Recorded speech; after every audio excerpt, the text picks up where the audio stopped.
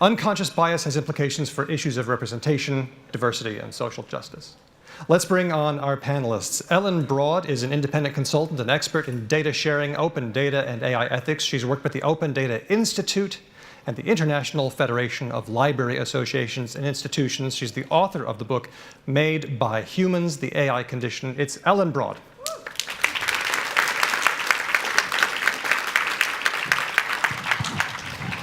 Professor Genevieve Bell is a cultural anthropologist who merges an understanding of cultural practice and technology development. She's director of the 3A Institute. She is a distinguished professor at the Australian National University and a vice president and senior fellow at Intel. It's Professor Genevieve Bell.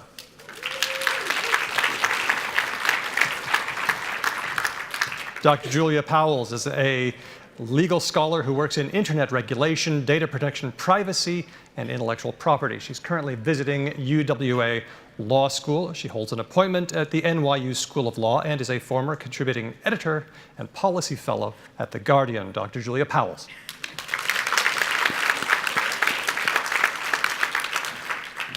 And Ketan Joshi is a science communicator and internet influencer. Well, a new job, apparently.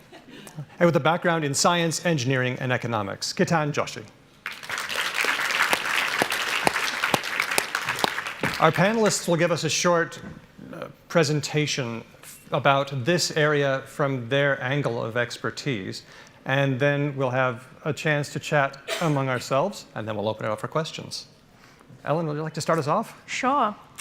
So I was asked to say a little bit about kind of how I came to this and perhaps how cynical I've become about it over the course of learning more. So I have been working, particularly over the last kind of 4 to 5 years, increasingly in technical roles and with technical teams. And a huge part of my career has been looking at ways in which we can use data more effectively, how we can share data to help decision makers make better decisions. And so up until quite recently, I spent a lot of time I wouldn't say drinking the Kool-Aid, because I still do believe in better data sharing for better decisions, better outcomes, but unaware of the bias, the challenges associated with that, because I kind of lived in a quite a practitioner outcomes-driven bubble. I started writing a book called Made by Humans, the AI Condition, and a lot of that book is about ethics of AI, which in the last couple of years has become a really hot topic, particularly in the computer science community. There's a lot of discussion around ethics. And so I started off the book in a very positive, this is great. We're finally having discussions around ethics in computer science. We're talking about the contours of a data set, the impacts it has on people. And then by the end of the book, we looked at things like some of the tools and techniques being developed to try and address bias, which I'm sure we'll come to. You know, how are we already trying to rectify this as a community? And by the end of the book, I became doubtful as to whether technical solutions can help us address bias in these systems. They have a role, but I'm sure we'll dig into it. But I've kind of come about circle, and I guess I'm back to just kind of hashtag it's complicated. Everything is complicated. Thank you. Well, yes. Very profound. No, well, you know, it's complicated is a good hashtag for most things in this universe. So much like Ellen, I've spent a long time in the tech field. I've just finished a 20-year stint in Silicon Valley, working for a number of big technology companies. But I have an unusual background. I have a PhD in cultural anthropology. I grew up living in Indigenous communities in Australia. And I've spent all of my working life thinking about the relationship between people and technology with a very exquisite, I would say, conscious bias towards the notion that you should put people at the center of technological development, both in the sense of how do you think about what frustrates people, what they aspire to, not only what they want, but what they don't want, and that those should be starting points for thinking about technology innovation. That means having spent 20 years in tech companies in Silicon Valley, I've spent an enormous amount of time attempting to explain human beings to engineers and computer scientists who for the most part would like to make people not do things. That involves almost everything as far as I can tell. And so for me, I think the challenge, and Ellen rightly articulates it, is that the technical systems are manifestations of our cultural practices. They always have been. Technology gets built by humans to solve human problems with ideas of what the right human is for that solution space. It gets governed by humans who make rules, and it is enacted in physical spaces. The reality then is, of course, that those technical systems, whether they were computational or physical, have always had ideas in them about who would use them, how they would be used, how they should be used. And it's taken us a long time to learn to ask those questions about non-computational systems. I'm willing to bet most of us in the room have had an experience of getting into a car and thinking, who was this built for? The seatbelt cuts us in the wrong place, there isn't a place to put our handbags, we drive into a parking structure and we can't work out how to get the ticket out of the dispensing thing because our arm isn't long enough. Well, half of you know that situation. And the reality is that's because the constitution of technical, physical, and built worlds all have an imagined human at the center of them, and the reality is that imagined human is rarely us. The computational systems are no different. There is an imagined human there too, and that human is rarely us.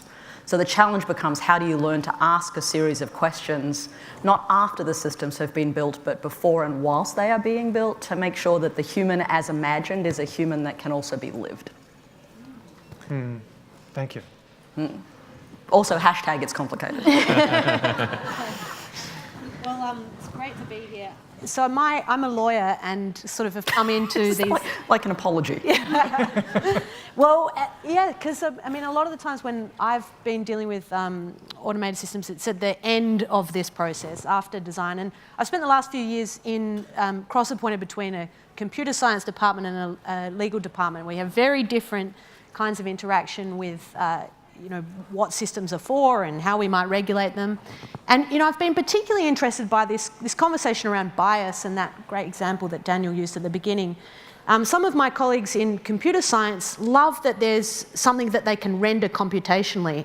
So the fact that they can find a vector that connects words like nurse with woman, to them is very exciting in that it's sort of, there's a representation. To me, it's horrifying.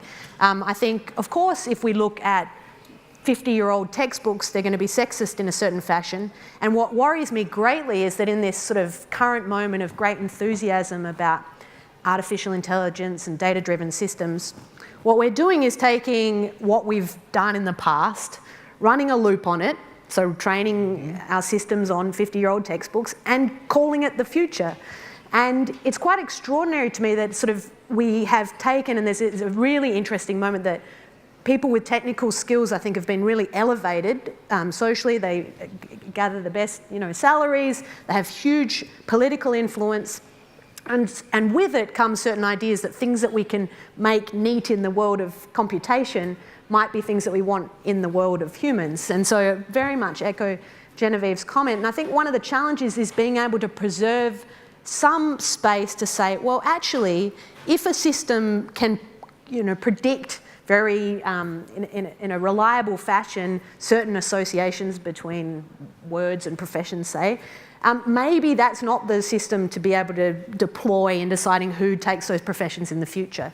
And the space for being able to resist and refuse automated systems, I think, is shrinking rapidly. And that's partly because there's a sort of almost a math shaming. People who understand mathematics and computer systems are allowed to be able to, make calls on these systems. And there's some wonderful people like Genevieve who are involved in those discussions. But for the most part, the rest of us are sort of told, well, look, these systems are here. They're the future. They're efficient and wonderful. And you just have to get on and deal with it.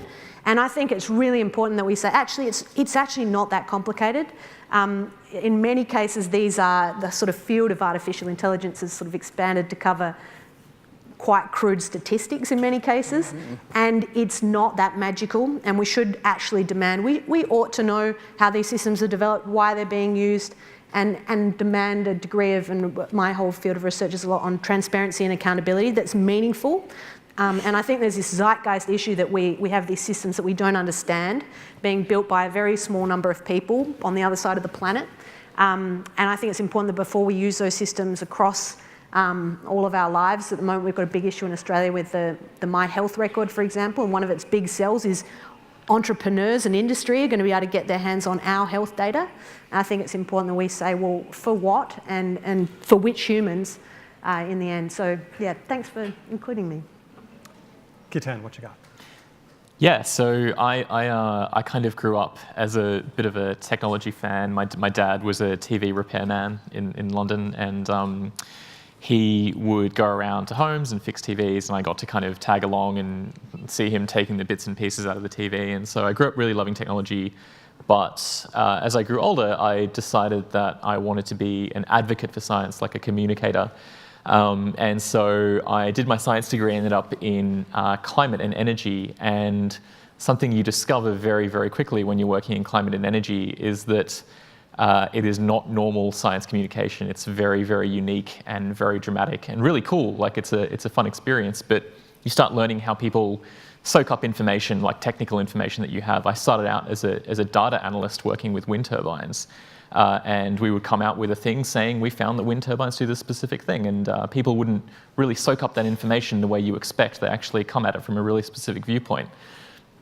What I discovered then is that the way people are interacting with information is not obvious. It's #complicated. So this is something that's really important to science communication, is understanding the way people soak up things that you might consider to be bland or meaningless. It has meaning for everybody. And there's a really good example that I came across a few weeks ago. There's a thing going on in Victoria at the moment. It's sort of a political and media thing around recent immigrants to Victoria being blamed for crimes. And something that really stood out to me when I was reading the articles and watching the sort of TV segments that are reporting on this is that people will appeal to previous anecdotes or media stories as evidence that this is a thing. So if you sort of prod someone on it, they'll say, you just have to read the news for a week to see that there's a problem. And that just really stood out to me as something where they are soaking up information from the world in a really specific way. They have a pre-existing viewpoint, and they're using biased information to come up with reinforcement for that viewpoint. And when I sort of read that, it just reminded me of something else that I was reading about the way that new systems soak up information, big data sets, like your corpus of human language. All that information is soaked up, and biases that already exist in that data set are reinforced in this new system. And I kind of immediately thought of all the times that people appeal to biased data sets as evidence of a real solid problem in the real world. And it was just this neat little alignment between something that humans do. This is a people thing, like when politicians or some people from the media are out talking, they're appealing to bias to support their views. And this is actually a feature in these technological systems that all three of you have talked about so far. So I guess my point from that is really a lot of these things that we talk about aren't alien, they're not weird, they're actually things that we all kind of have in our own minds going on a lot of the time as well. So when you think about bias, often it's used in sort of a negative way. There are a lot of instances where bias is used as like a mechanism in the human brain to kind of just understand the world, to go about your daily life. Your visual system might be more attuned to movement than it is to things that are staying still. It's just the physical nature of the way our brains work.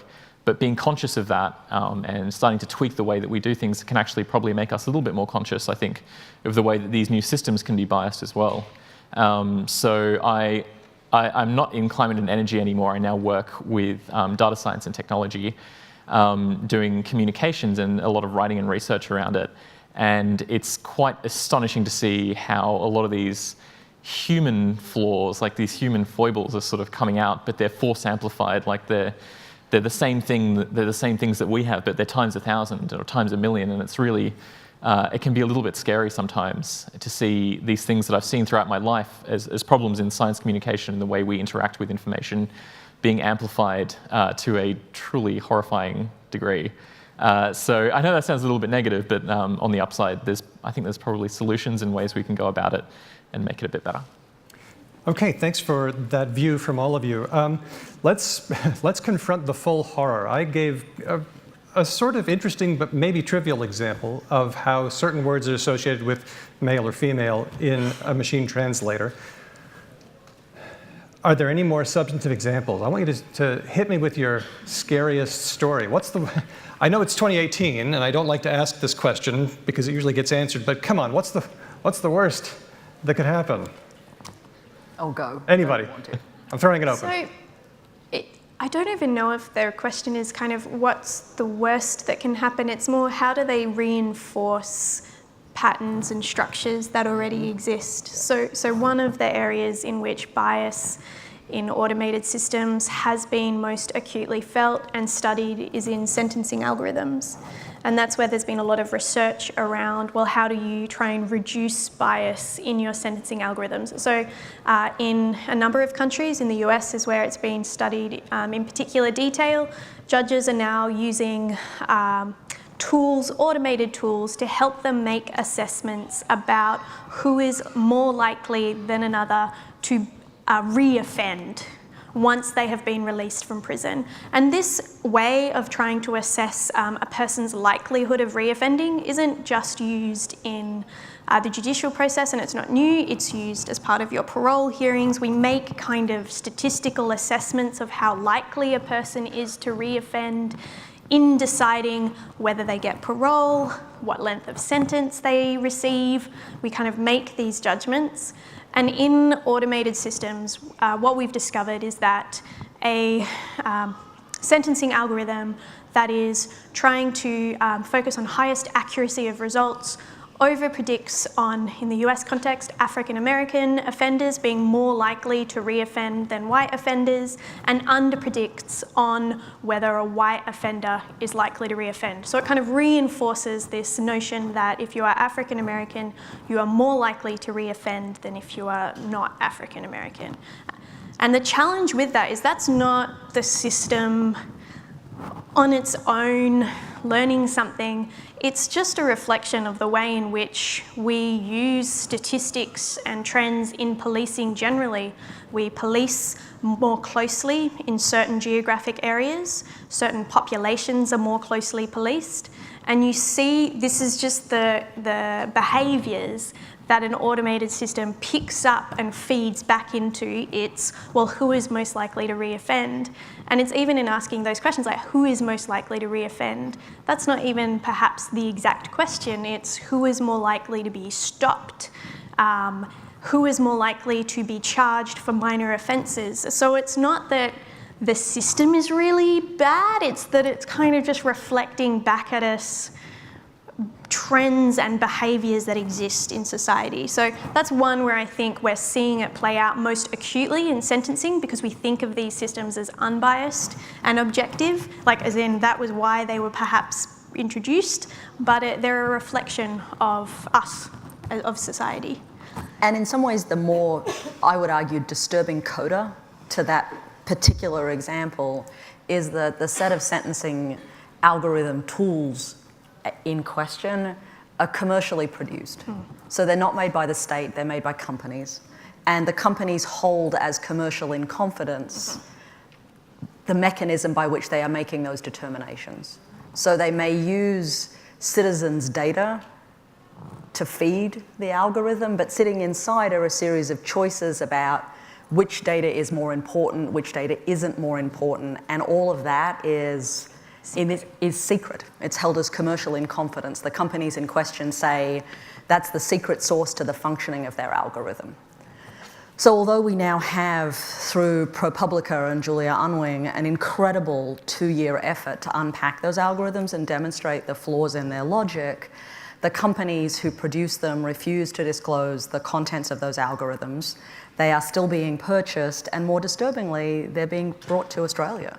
So those algorithms are now moving across national boundaries and imagine that bringing with them data that was trained in an American context with an American body politic now being mapped onto an Australian one.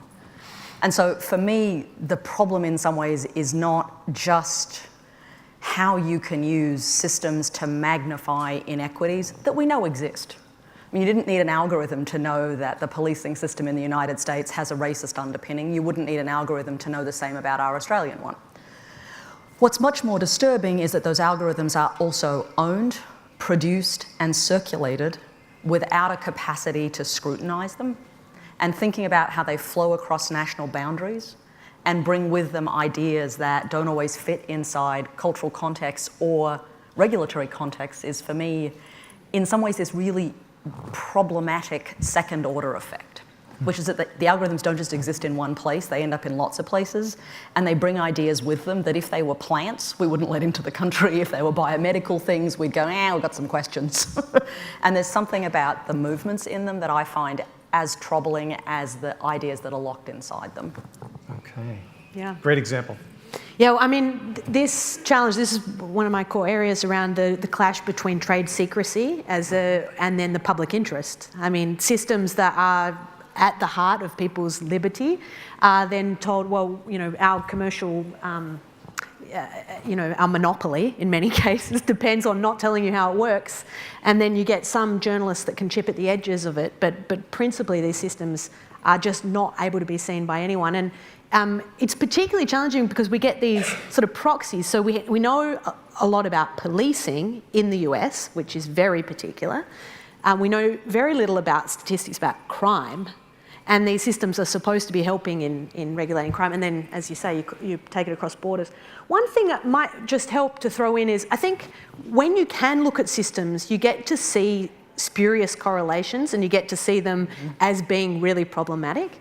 And there's a neat example that we use when teaching around how these systems actually work. So it's the example of machine learning where you feed a whole bunch of text, so that's the Google Translate example, to a system and it recognises patterns. That's all it's doing. It's recognising patterns and then it's reinforcing them. And you see this in images, and this at the moment is the principal application of a lot of machine learning techniques. And I think that there's a lovely example about when you feed a system a whole bunch of pictures of dogs and wolves, and you show it, and then the computer at a very high predictability can say, oh, this is a dog, this is a wolf. But when you threw a few different pictures that hadn't been in what they call the training set at the system, it was identified that the computer system wasn't identifying anything about dogs and wolves. What it was looking for was, is there snow in the background? And if there's snow in the background, it's a wolf, and if there's not, it's a dog. And I think that the challenge for all of us is sometimes we're a dog in the snow. And how do you say, when you can't see what the system is, I'm a dog in the snow, you've got me pegged in the wrong basket.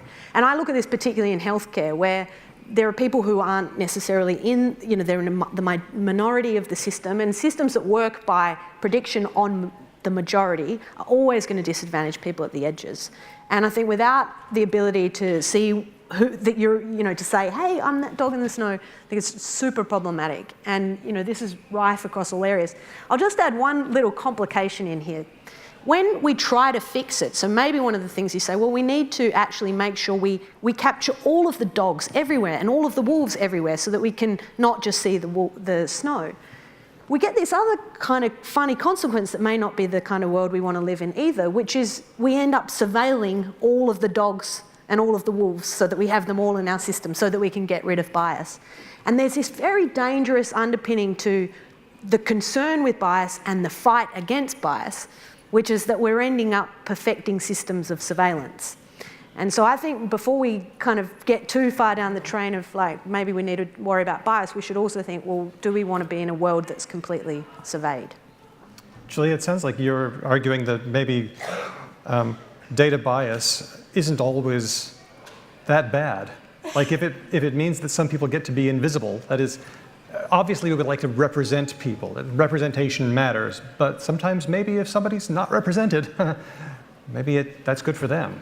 Well, and you know, maybe that's exactly right. When we have the consequence, we go, well, look, this system is doing a really bad job of picking dogs in the snow. When we know that, then that's one matter. I think what's challenging here is we don't know, and we have very poor mechanisms for once we do know, doing something about it.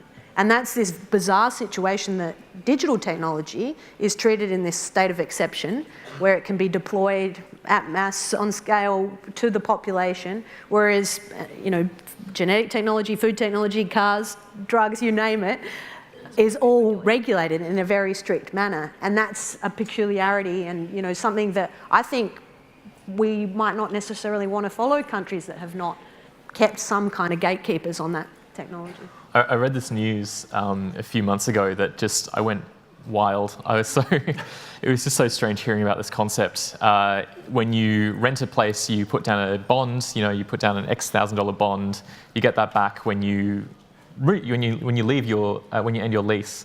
And there's a company that wants to, instead of putting down a bond, you pay them a fee, a monthly fee, and what they will do is collect all of your social media information, so your LinkedIn, your Facebook, your Twitters, your Instagram. They will gather all of that up and use that to estimate a score of your trustworthiness.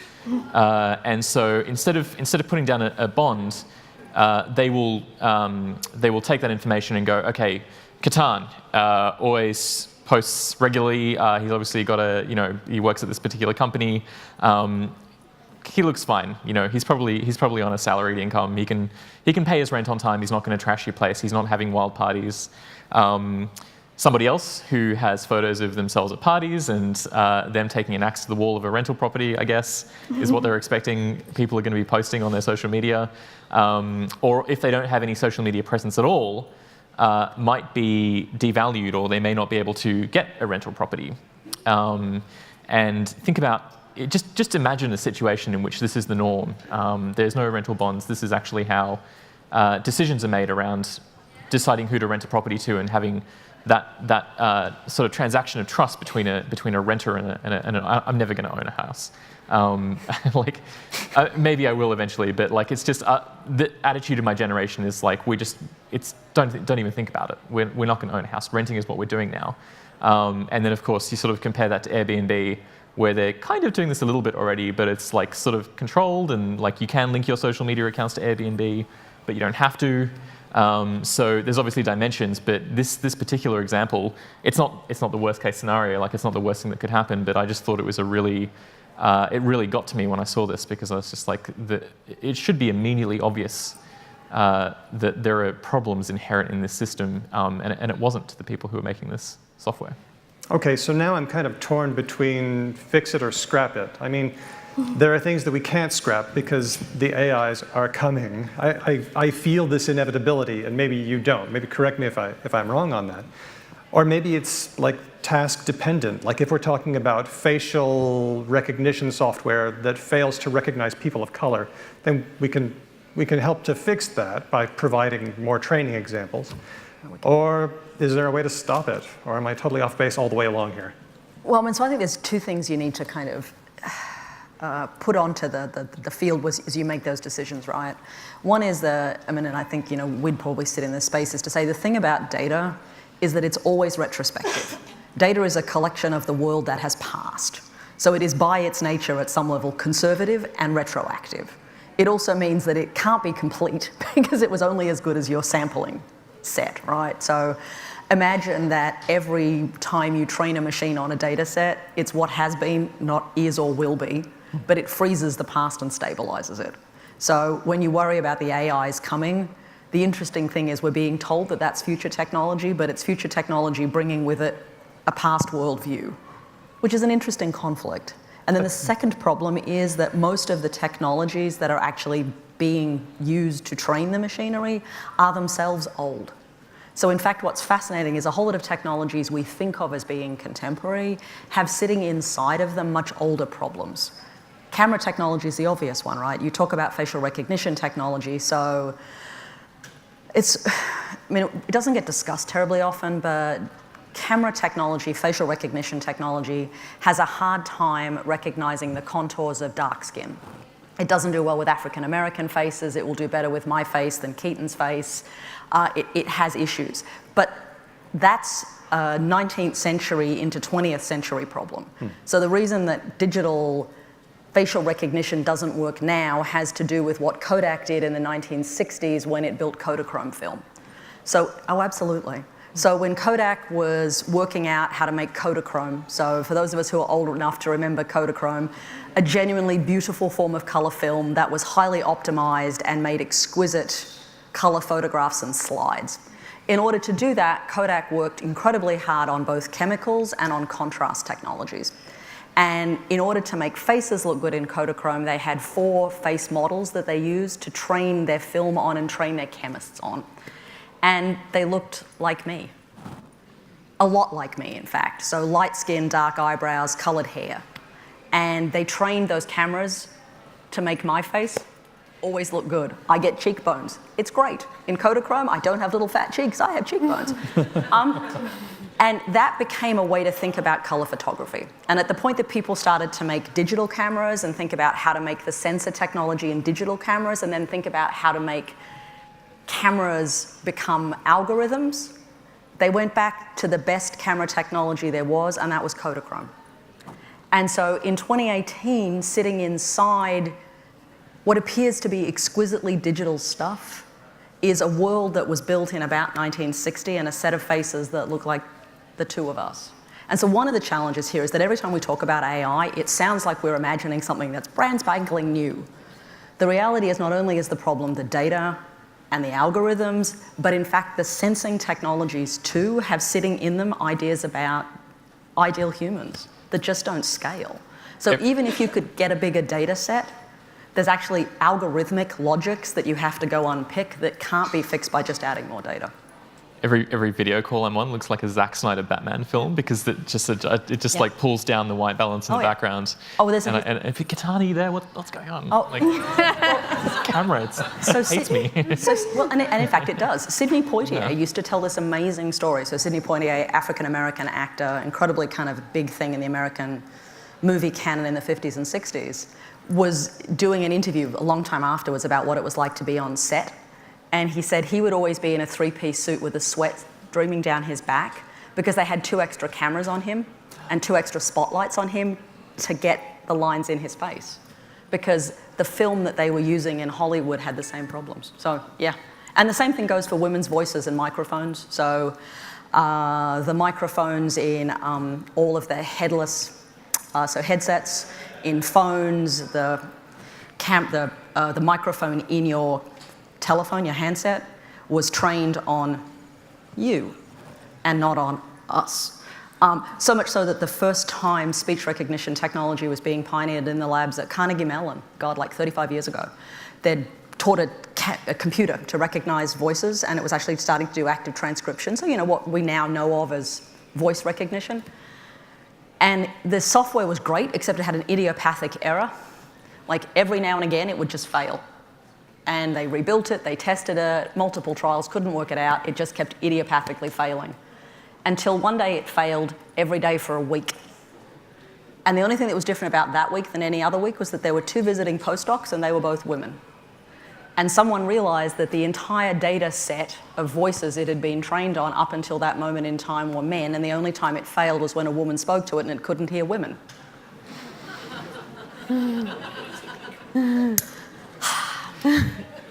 So the answer is, even if you could fix now, you actually have to fix all of that too. Fair enough. Can I mention an example, just around like fix it or scrap it? I read this really interesting news, and Julie, you might know a bit more about this. But the New York Civil Liberties Union did a little test using Amazon's recognition software. That's recognition, REKOG, and they put a whole bunch of lawmakers from Congress into their system, and it identified. So, as you might expect, there was a bias in comparing those lawmakers to this big data set of mugshots, and it incorrectly identified a bunch of these American lawmakers as criminals. Incorrectly. Sorry, incorrectly. Sorry, lawmakers. No. Which is interesting in and of itself, but of course what happened after that is those people that were identified were just like, I'm going to be writing a letter to Amazon right now because this is quite jarring. And of course, the reason that they're taking action is because they've personally experienced the consequences of the system going wrong. And it's just an interesting option. You know, do you scrap it? Do you fix it? Well, maybe part of that process is getting the right people notified. It's not working. How do we do that?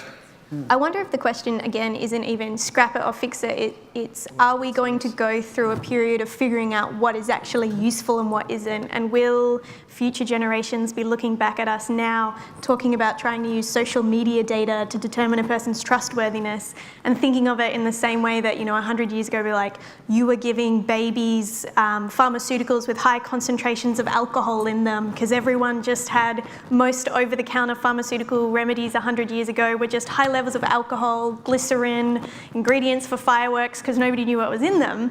And I wonder if we're just going to go down the same path with AI and automated systems where we'll just slowly figure out what is and isn't useful.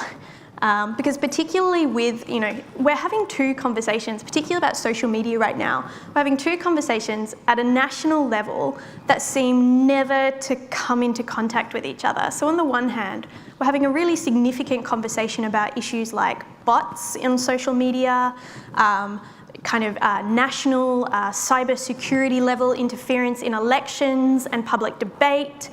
We're talking about manipulation of the news. We're talking about the manipulation of people on social media. So we're having on one hand a conversation about social media not being real and being easily manipulated and full of bots and things that we cannot trust. And yet separately, we're having conversations about, well, can we still use this as a reliable data set for determining an individual's trustworthiness? And they can't both be true. If you take into account that we are being manipulated and that people's behaviour on social media is changing, they are withdrawing, they are being influenced, in a range of ways, this is not a natural reflection of the way people behave, then you can't just blindly or blithely, perhaps is the word, still talk about, yep, let's use it as a basis for measuring a person's suitability for a rental application or a loan. We see social media being used in lots of contexts as though it is this unbiased, useful proxy for the way a person behaves offline, when I'd say most people in this room know that the way that they use social media, if indeed they even use it that regularly, know that it's not an accurate reflection. So I just kind of hope at some point these discussions are going to come into collision, and the discussion won't be, well, do we scrap it or fix it? It'll be, well, maybe this isn't that useful after all. We'll find another solution. Surely there's some cause for optimism, and I'm thinking of, for example, accent recognition in automatic speech recognition like Apple's Siri. I mean, if you don't, this is a system that's helpful to people, and yet it's right now not working. For example, if you are a Latinx person, a Spanish speaker, and you ask your Alexa to play a song, good luck, especially if it's a song by an artist with a Spanish or Hispanic name. Now, it would benefit a lot of people in that community if this could be updated with a good data set. So that's definitely on the fix pile. And I feel like we're trying to scrap a lot here. I feel like we're being really pessimistic. Or am I just the optimist? I don't think so. I think, again, it's not what do you scrap, it's what do you focus on and what can you fix. Because facial recognition, again, is a great example of, while we've talked about it in scary contexts, facial recognition technology is also incredibly powerful in areas like for helping people with visual impairments to see and recognize the world. It is a complicated problem. I think the question goes to the kinds of points Julia and Genevieve were making around it. Becomes, how do we hold systems accountable? When do we need to be able to understand how a system works? Because we're probably not going to have the same level of concern around facial recognition technology being used, for example, for the purposes of helping someone with a visual impairment, as we might in the mugshot example of trying to identify or match people who may or may not have committed a crime. They have different kind of stakes and consequences, and I think it becomes then, okay, well, when does it matter that we know how it works and can challenge it? And when can we move with a different kind of system? Perhaps one way of bringing together those two conversations, Ellen, that you said, just thinking through this, where we've just been discussing is, I think we're at a moment where the technologies that are kind of, this is a gadget, we don't really think about it as being particularly significant, have become deeply political. Like, I bet those of you who heard that great example about Kodak didn't really think, well, what's the long-term political consequences for immigration and national security of how Kodak trains its, spectral filters? Like, it just isn't something that we put in the same basket. And so I think we should maybe bring the kind of power element to this and the politics of it, where companies that we relate to in a way that's very friendly, the nice primary colours of Google or Facebook, it's just where you see your friends, have started to have this deep political influence, and we've all been asleep at the wheel, really, and we don't quite know how to reckon with it. I think at the moment there's the political conversation here in the US and Europe is, well, maybe we should ask those guys to come and tell us what they should do about themselves. Bring Zuckerberg in and ask him, what do you want to do to fix democracy? I mean, it feels like we're completely floundering. And to be able to go, well, there is something, and I think we also flounder with it. I know a lot of activists, for example, say, well, I communicate on Gmail and I use Twitter to distribute information.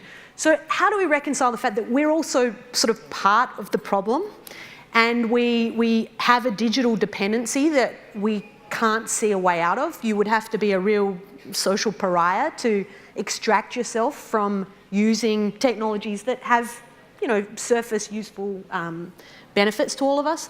And I think then thinking about the broader consequences, and I can't help feeling that the way to do it is as we do in lots of other domains and where we have a lot of experience, that it can't be good enough to say, well, if we want to fix it for this useful case, it can do anything else that the technology affords. And that we should be able to say, well, there is a difference between using, a particular tool to communicate with your friends and using it to find people that we think are a problem for law enforcement or national security. Like, they're different worlds. And I do think that there's a role for thinking about regulation and for saying we should have to prove benefits, not just promise them before we allow systems to be deployed, that we should regulate certain uses as being absolutely prohibited, and that just because technology allows you to do something doesn't mean that it should. Yeah, and frankly, I mean, that's a place you can look to, particularly Europe, but I think an emerging set of conversations that have started to say, what are the purposes for which any particular AI is being put? So how would we actually describe its reason for being? What is the work it is trying to do? Becomes a really interesting question. Second order question to Ellen's point is, are there other ways to do it? And third question then becomes, what is the metric by which you would judge that work to be successful? Because we know in lots of other technologies we have said in the past, cars were great, they got us from point A to point B. At some point we said it would be good if they did it with this degree of fuel efficiency. We also then started to say, and there should be this degree of safety. We then said, we need to build a world in which those cars can move. Also, we should think about pedestrians. And we didn't just say, hey, cars, excellent, you solved that problem, please just have cars. We actually said, no, these are technical systems and there are a series of questions we want to ask about purpose and about metrics and explicability, which is actually in some ways the most interesting thing that's in the general data rights protection piece. I can never get that. GDPR. General Data Protection Regulation. God, I can never get it right. Dyslexic. And I am. So that piece there in Europe came into effect in May of this year. And in some ways, the most interesting provision in it was the right for consumers to demand an explanation from the work of computational objects that were assessing them. And so being able to say to a company, I'd like you to explain why you denied me that service, didn't let me make that rental thing, any number of other things. Now, the challenge with explicability is that much of the way certain forms of artificial technology, AI technologies work now, is that explanation's actually quite tricky. So much of one of the tools inside machine learning, deep learning, is actually quite hard to backtrace. So if you were to say, why is it when confronted with this data, the algorithm does this, most computer scientists will go, we don't know. Now, that's lovely. I would love to be able to say, I didn't know why something worked. It's never been an appropriate explanation in my field or any of the other fields sitting on this stage. And frankly, we know that no matter where this technology goes, we will end up with algorithms functioning in highly regulated areas. Law, medicine, the military, and those are places that are highly regulated. And it can't be enough of an explanation to go, we don't know why it happened. I mean, the Banking Royal Commission circa 2030 cannot proceed with some poor CEO being asked, why did you do that with all of Australia's superannuation? And going, well, the algorithm made me do it and I don't know why.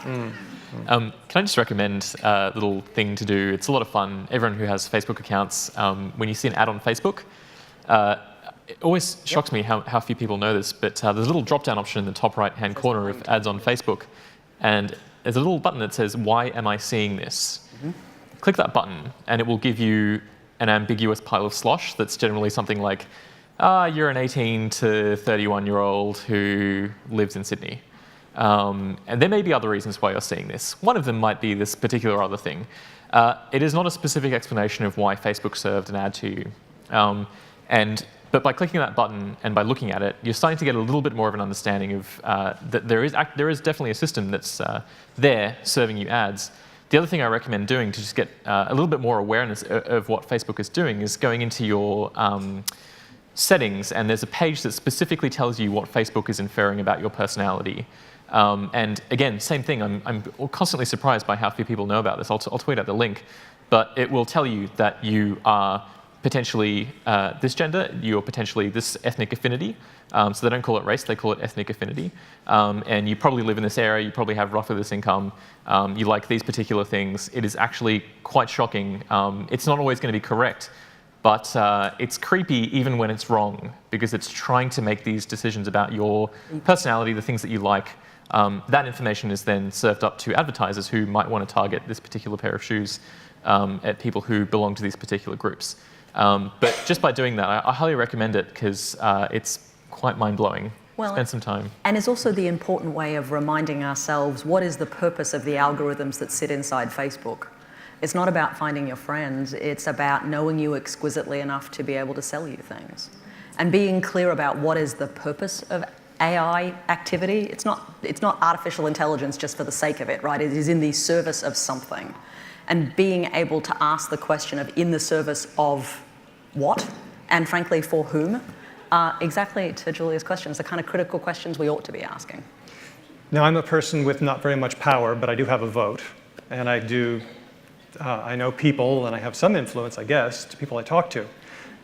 How can I resist and refuse? That's the term that came up earlier this session. How do I do that? What resources are available to me? To resist and refuse what exactly? To resist and refuse my participation in, for example, I took myself off of Facebook after Cambridge Analytica revelations came out, because I thought some friend of mine takes a personality test and suddenly they've got my data and a complete graph of all the people I know. That's ridiculous. I opted out. And I don't think that's a solution for everybody, because Facebook does do useful things for a lot of people. I still use it to promote the show. But that was just one thing that I could do. But then there are also these algorithms and these tasks that I think just shouldn't exist, like sentencing algorithms, or who gets released from being detained if they're immigrants. What kind of resources do I have? So I think you said yourself, like, you have a vote. And one of the things that I think has been very positive about the way that we discuss artificial intelligence and data now is how much more of a mainstream discussion it is becoming, how our data is moving, who has it, for what purpose is it being used. So I've worked for a number of years in digital rights advocacy type issues, where 5 years ago, 10 years ago, nobody wanted to talk about privacy online. It was, people don't care about privacy, get over it, the world's moved on, stop making a fuss about it. And now these are front page stories. My father was at the markets this morning, and the people at the markets were talking about my health record. We're having those kinds of conversations around our dinner tables, where maybe 5 years ago they would not have been such mainstream topics of conversation. Because I think the reality is some of these things you can't extricate yourself from. You cannot extricate yourself, for example, from Australia's building of a national facial recognition database, which will include the driver's license photos of every state and territory government. You can't say, well, I won't drive a car anymore. I relinquish my driver's license. It becomes how as a popular mass, like how does our consciousness of the role technology and data plays in our lives start to influence the political debate and start to become election year topics. You can already see in my health record that Labor's come out saying, we would suggest putting this on hold, which I think a couple of years ago wouldn't have been a point of differentiation. So I find that very hopeful that we're becoming more aware. And I would say, given that we know we're coming into a federal election cycle, there is a reasonable thing as citizens where we should be asking what are the positions of all the political parties on notions about data, data sovereignty, data use, data rights, algorithms and algorithmic importation, at least as a starting set. I also think there are other places. So I think one of the things that's been interesting for me, having moved between countries for a while, is the incredible conflation we make between our roles as citizens and the idea of ourselves as consumers.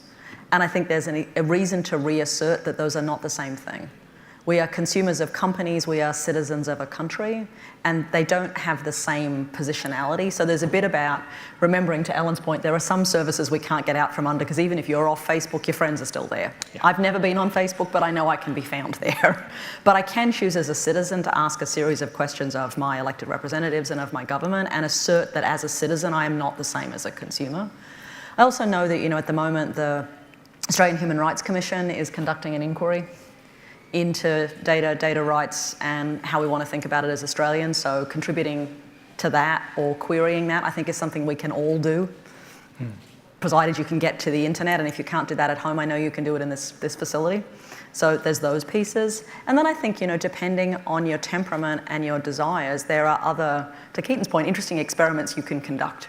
You can turn off location on your phone for a while and see how it feels to not actually let everyone know where you are all the time. You can turn off location stamps in your photos. You can conduct a series of experiments with yourself where you start to wonder just how much data you've been leaking.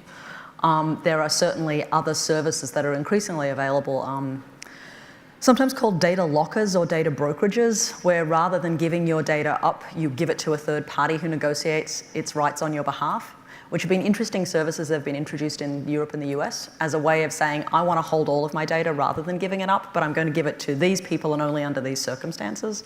So we're starting to see some interesting, albeit complicated, markets sitting on top of that notion of resistance. And then, of course, there is the classic Australian strategy. Just go north and you'll get outside of the telecommunications zone. Or alternately, move to Canberra where the NBN doesn't work. Julia? Yeah, I think, one theme that's come through this is a lot of the what we know at the moment, and we barely know anything about tech companies and power, has come through journalism. And I think that journalism is in a state of absolute crisis. And I write for the Guardian newspaper. It's one of those publications that absolutely goes out and says, people, if you want this to exist, throw $5 at it and it will help to keep it alive. And I think that any of us, I've been bugging my parents, platforms that you read every day, what have you done to sort of keep them alive?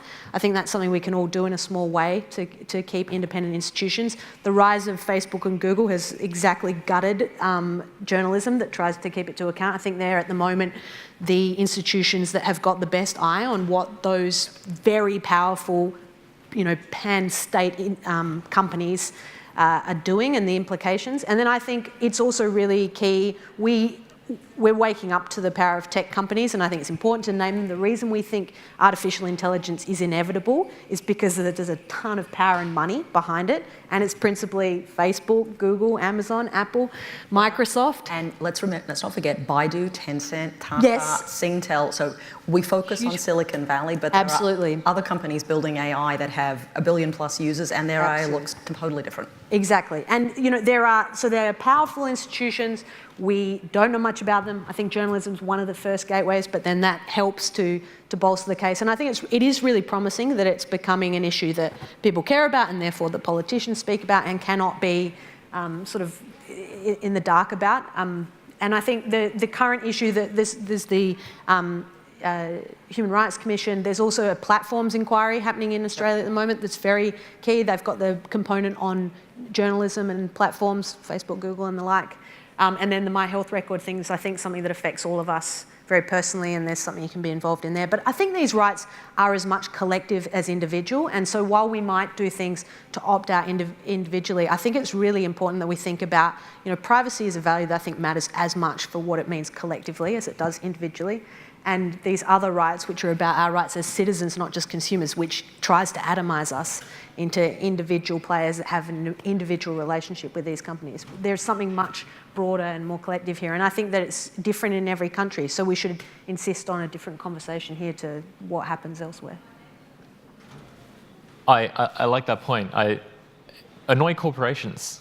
It's fun. There's no contract between you and that corporation. You can email them and say, hi, I would like every single piece of data that you've collected about me. Here's my name, here's my email address, here's my phone number. You would be quite amazed. I've been doing this for a few months now. I'll just pick a random company and say, hello, my name's Ketan Joshi, this is my email address, please give me everything that you have on file about me. And they're collecting an incredible amount of data. On the flight over here, the Qantas flight had free Wi-Fi. They collect your browsing history and use it to serve targeted advertising. That's not an inherently bad thing. I mean, maybe you don't mind that, but it's always fun afterwards to say, okay, I kind of want to know what they've got about me. So I've emailed Qantas and said, hello, I would like to see all the data you collected during this flight. And they have to send it to you within 30 days. It's a lot of fun to do. And the other thing I recommend, obviously just on top of this is everything everyone has said so far is really good, pollute your data set, fill it with junk. There's nothing saying that you have to provide them with accurate information. So go on Facebook, like a bunch of stupid pages that you don't sincerely enjoy, Nickelback, whatever. Like it's fine. And your advertising might be junk. I changed my language and location to Russia a few years ago, and all my ads were in Russian for a year. That was like they're kind of a little bit more like they know I'm not in Russia now. But you can lie. You can lie to these companies, and it's totally fine. I mean, it's a lot of fun, but you're also kind of polluting your own data set to some degree. So that might work against you in the future. But for now, it's a fun little piece of irreverent joy that you can have. I highly recommend it. And because Ellen is too classy a girl to do this for herself, we should put in a plug for her book too. So in addition to supporting journalists, you should be buying Ellen's book, which I believe she will be signing tomorrow. I didn't ask her to say this. She didn't. She's just very kind. And the book's title is? Made by Humans. And it came out? Comes out on Monday, although I'm told some bookshops are flouting the rules. So any bookshops in the audience who are flouting the embargo rules. Well done, you. Buy the book. And if you want a political and philosophical defence of why we should lie to machines when we have no alternative, there's a great book called Obfuscation, A User's Guide for Privacy and Protest. By Helen Nussbaum. The feeling that I'm getting is that we've been ignoring kind of one half of the session's title. This session was called Unconscious Bias. We've been talking about bias. Maybe I want to focus a little bit on unconscious. Maybe it's time for us to wake up a little bit, start taking control, start discussing those issues, and become aware of the ways in which our algorithms are maybe driving a set of behaviors we don't want. There's time for questions, but first, let's thank our presenters.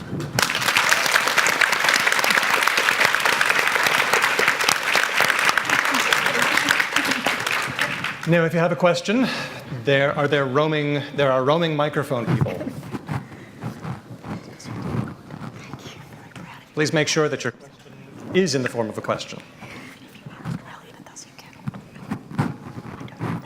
Sorry. My question and what we're talking about is whenever we register to do something online, we're booking with Qantas for frequent flyer points or Virgin or Apple. The last thing you do when you filled it all in is tick the box to say, I accept all your terms and conditions. And if I don't accept, I don't get. So they've locked me in at any rate. why isn't there or is there something that can say, well, no, if you don't tick, well, that's fine. We'll just make a change of regulations. We're just going to give you third class all the time or whatever it is. But we are locked in, and that frustrates me. I get it all the time. Sorry, I told that is my dad. I didn't ask him to ask that question. But now that he has led off with questions, I know Julia can talk. Everyone's laughing at me now. But that was a great question. I thought it was a great question. Awesome. It was a great question. Ellen's dad. Yeah. But I think, so I know Julia will have thought a lot about this, but one of the things that I'm really interested to see changes as a result of the General Data Protection Regulation is the emphasis on the language around consent as freely given. And what that means, so in the GDPR, the language around consent includes the words freely given, which we don't currently have under Australian privacy principles, I believe. That is not one of the terms. And I'm really interested to see how that plays out in terms of should you be forced to accept a range of terms and conditions, because that's coerced. In order for you to be able to book your plane ticket, you have to agree to 1,000 other things because otherwise you can't get a plane ticket. And that is not freely given consent for sharing of data, that is coerced consent. So I'm curious to see how that plays out in Europe, this notion of freely given consent being part of your consent requirements. Yeah, this is one of these quirky lacunas that I think terms and conditions that we've become used to, 15 years of practice, that really are like accept or leave. They're not valid contracts in a contractual, in any contract sense. Anyone who's done a first-year law degree, you need an offer and acceptance, and then there needs to be at least the possibility of changing. In Europe now, there's always one of the consequences of this revision in the law, which, by the way, we speak about Europe having this privacy law. It's replicated in 120 countries, and really there's kind of most of the world, and then there's America. And Australia is actually somewhat in between, possibly more towards the US in practice than towards Europe. But I think where there's the possibility of contest is a bit at the junction of competition, consumer protection, and privacy. And what it is the absence of competitors often is the problem, that where even if you could have, we might say we want to resist, but what do you do if there's only one platform to make your booking on Qantas, or there's only one platform where all of your friends are on a social network? There's little push that we can do from any other area of law to say, well, we need more competition. So I think that one of the areas is in encouraging, one of the promising, we wanted some positive aspects, one of the promising dimensions of tools that are based on data and computational power is that I think they've never been more accessible to the public sector and to competition. This isn't requiring massive, pharmaceutical facilities to do clinical testing and so on. It's access to data sets, which we have and can get, and computational power. So I think a sort of drive towards competition, and then the push from competition which says you always have to offer, in Europe there's going to be this thing now where you have to offer 3 competing services at the point where you get offered the terms and conditions, so that you say, oh no, I don't want this one, I want to flip to another, will be really key. But it's, this is one of those things that when you come at it from the law, you say, how has this practice continued for the past 15 years? And I'm a bit worried that it also, what has been a consumer issue is now very much a citizenship and democracy issue, because we have glided into this state where we've accepted very unequal, asymmetrical terms about the use of information that is like our most personal information, and who can hoard it, and at no cost and for all time without oversight. So it's in a bit of a crisis point. I think that it's a bit at a juncture where we don't have the bodies that are incentivized to act on it, and then I think that the state of exception that's emerged about any other domain versus this one is, I don't know, maybe it gets the stories we tell about technology and the deference we give to these companies and the power of it all, and particularly the power of entities that I think are beyond the power of existing institutions.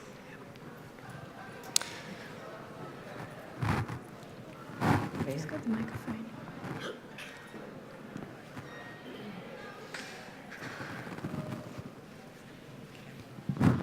Hi there. I've recently had an experience. I noted a camera on my back fence. The police said they were quite within their rights to have a camera on their back fence, and I have to prove that they've taken film of me and where they've distributed it. And the police said, "Oh, don't you know about Big Brother? Just put a fence up that's higher." So there's all lots of little different complications there. But where is the bias in each set of eyes? Well, so one of the challenges, I was going to say, so there's so many things to think about there, right? One of the challenges we have, and I think it's something that Julia is harping on it quite reasonably here, is that the law hasn't caught up to where some of this technology is. So we don't yet have a legal framework that will manage cameras attached to drones, for instance. So the one on your back fence, you can see that. The one on the drone that may have gone over your property, you may not have seen. And we don't yet have rules to think about what the notion of informed or uninformed consent is under those circumstances.